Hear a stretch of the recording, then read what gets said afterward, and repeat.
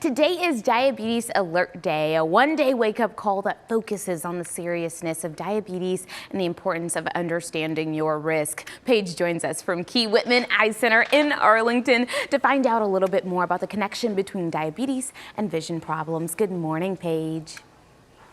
Hey, good morning to you and good morning, Texas. Many people, when they think of Key-Whitman, they think of cataracts, and they think of other issues affecting the eye, such as LASIK surgery for eye improvement.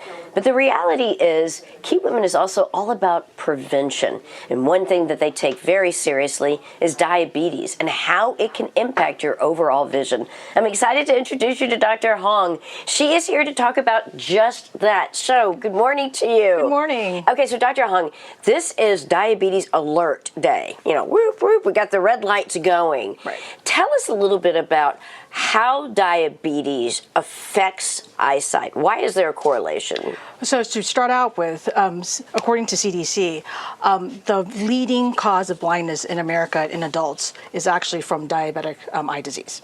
So about 10 million Americans with diabetes have some form of diabetic retinopathy. So, and out of that, 20% have visually threatening type of or stages of diabetic retinopathy. So what happens is that diabetes damages the small blood vessels in your body. So obviously with the eye, the blood vessels are tiny. So when they get weakened, they leak. And when they leak, they cause swelling within the sensory layer of the eye, which is the retina.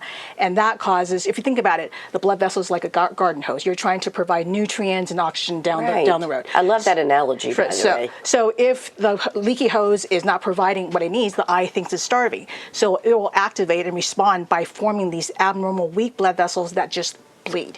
So ultimately, when diabetes do go blind, it's because those blood vessels bleed out, causes scar tissues and retinal detachment or ischemia. Well, let's talk about what are some of the symptoms that people need to be aware of when they are considering their vision and also just overall health when it comes to diabetes. So with diabetes, symptoms comes in two categories. One is just change or decrease in vision. Another one is just massive floaters. So let's talk about the blurred visions. I'm going to hold up a model of an eye. The eye is like a camera.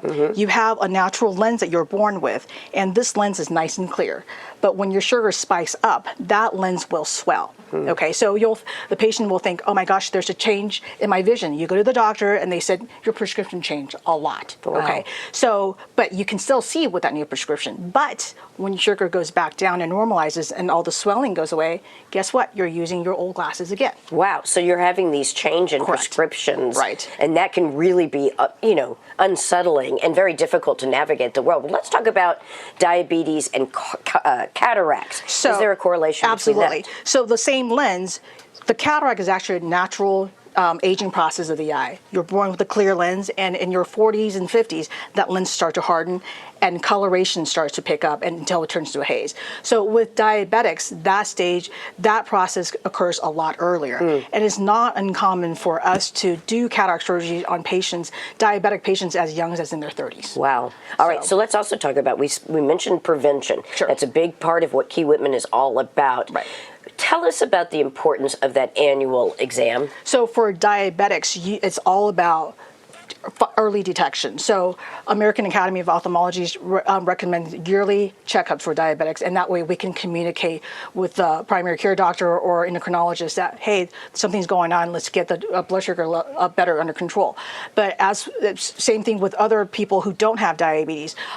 Glaucoma and macular degeneration, these are blinding diseases, but they're completely asymptomatic in the early stages. Wow. So by the time the person feels like something wrong, we may be at stages where it's irreversible. Wow. So you want to get that regular checkup. And the recommendation is at least have one fully dilated examination at age 40 and more frequently as time goes on so that you can catch things and treat them early as you need to. This is such great advice. Right. And the key thing is just get in there, Correct. Get that annual exam done so that you can prevent any major issues, particularly with diabetes going forward.